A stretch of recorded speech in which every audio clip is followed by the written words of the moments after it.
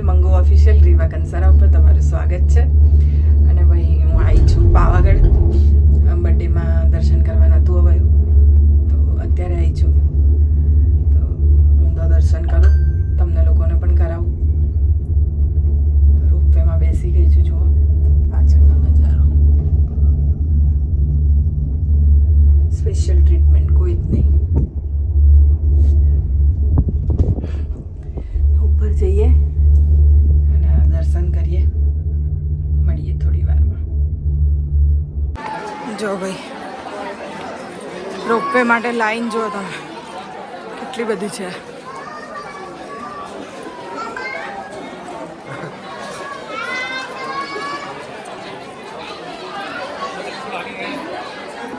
રોપવેની line છે છેકથી છેક.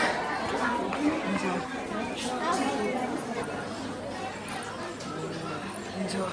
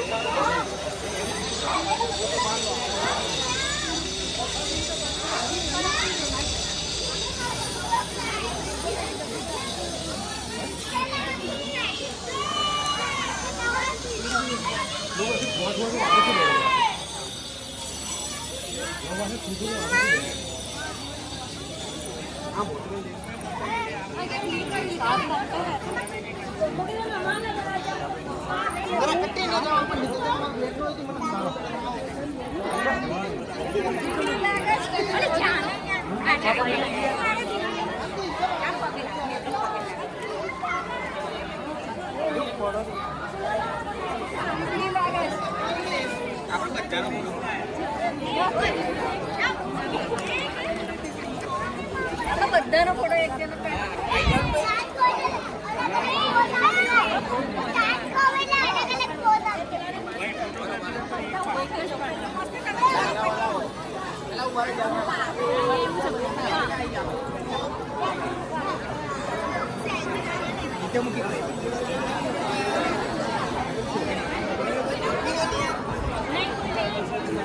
તો ભાઈ દર્શન થઈ ગયા છે અને હવે નીચે ઉતરું છું.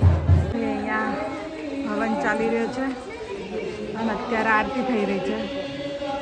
સરસ ટાઈમે અહીંયા છીએ. થોડી વાર અહીંયા બેસીશું પછી જઈશું આગળ. જો ભાઈ આ રોપવેમાં જવા માટેની લાઈન છે.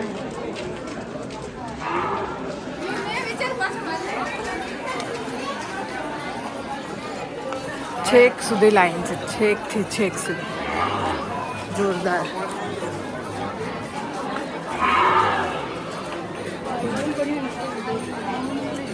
કેટલી જબરજસ્ત ભીડ છે જો. પણ આપણે તો VVIP વાળી ટિકિટ લીધી છે, ડાયરેક્ટ જવા મળશે. તમારા લોકોને લીધે ચાલો ભાઈ. ઉતરીએ નીચે.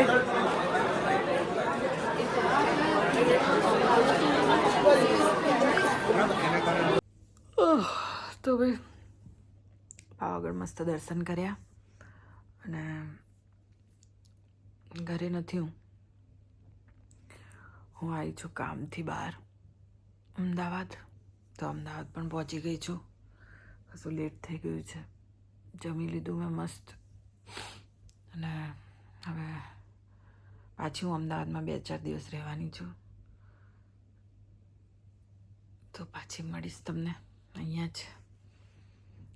હમણાં થોડું લેટ થઈ ગયું હતું એટલે હું હોટલમાં જ રોકાઈ ગઈ અને પછી ગીતાના ત્યાં જઈશ, ત્યાં જ રોકાઈશ. આઈ થિંક હું 16 તારીખ સુધી અમદાવાદમાં છું કેમ કે ગીતાનું પિક્ચર આવી રહ્યું છે તો એનું પ્રીમિયર છે તો પ્રીમિયમ તો એનું પ્રીમિયર છે. પિક્ચરનું નામ શું હતું એ ભૂલી ગયો. તાતા થૈયા. અરે યાદ આવી ગયો ને, તાતા થૈયા.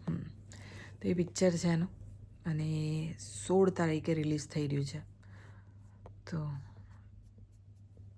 હું આવવાની છું 16 તારીખે અમદાવાદ. ક્યાં આગળ એ કહી દઉં તમને. એ હું તમને કહીશ. ચલો અત્યારે તો મને ખબર નથી ક્યાં આવવાનું છે. અને હા ભાઈ મારો બર્થડે હતો. તમે લોકોએ જે મેસેજ કર્યા છે, ઓ ગોડ, આટલા મેસેજ મને કોઈ દિવસ નથી આવ્યા, ક્યારેય નથી આવ્યા છે. પણ આટલા બધા મેસેજ, આટલો બધો પ્રેમ, આટલી બધી વિશ, થાકી ગઈ. મારી આંગળીઓ દુખવા માંડી કે બધાને જવાબ આપતા. એક તો નેટવર્કના પ્રોબ્લેમ હોય છે મારે કેમ કે હું આઉટડોર બધે ફરતી હોઉં છું. સો બહુ જ પ્રેમ આપ્યો તમે અને હેરસ્ટાઈલ બી તમને લોકોને ગમી મારી. થેન્ક યુ એના માટે પણ. અને મમ્મી સાથે પણ બહુ જ મજા આવી. અમે લોકો માનશો નહીં તમે પણ એક્ટિવા પર ફર્યા આખો દિવસ અને મમ્મી પણ મારી પાછળ એક્ટિવા પર. મેં કોઈ દિવસ ડબલ સવારી ચલાવી નથી મમ્મીને લઈને. હા, એક વખત મમ્મીની તબિયત બહુ જ ખરાબ થઈ ગઈ હતી તો એમને લઈને હું હોસ્પિટલ ગઈ હતી ત્યારે મેં ડબલ સવારી ચલાવી હતી. એ પણ મમ્મીને આમ બાંધી દીધી હતી મેં, દુપટ્ટો બાંધી, કેમ કે હોશમાં જ નથી, એકદમ બેહોશ જેવી હતી. તો એટલે મેં દુપટ્ટો બાંધીને એને પકડીને હોસ્પિટલ સુધી ગઈ હતી. આઈ થિંક ગોત્રીમાં છે એમનું હોસ્પિટલ. તો ત્યાં અને કાલે તો મમ્મીને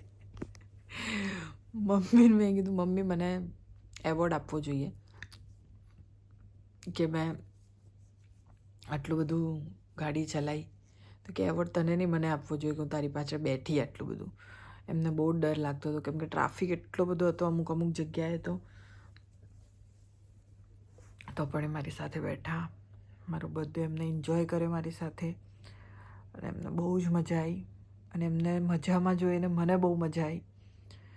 સાચે યાર, મા બાપ સાથે જે હેપીનેસ ને ખુશી મળે ને એ કોઈ પાર્ટનર સાથે ના મળે. મને નથી લાગતું કે કોઈ આપી શકે આટલું, હે ને. અનકન્ડિશનલ લવ આપણા પેરેન્ટ્સ સિવાય, આપણી ફેમિલી સિવાય આપણને કોઈ ના કરી શકે. બધાનો સ્વાર્થ હોય છે. શું કહો છો તમે? મને તો મારી મમ્મી જો મજા આવે છે. સો તમને બધાને મારે ગિફ્ટ બતાવવાની છે એ હું જલ્દી બતાવીશ. હું જ્યારે પણ ઘરે જઈશ ત્યારે આપણે વિડીયો થશે અને બીજી પણ 2-4 સરપ્રાઈઝ છે પણ હું એક વખત ગીતાના ઘરે પહોંચી જાઉં પછી એ હું રિવીલ કરીશ.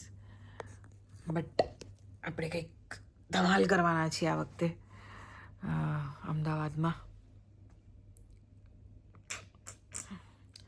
તમે લોકો અમદાવાદની મજા લો.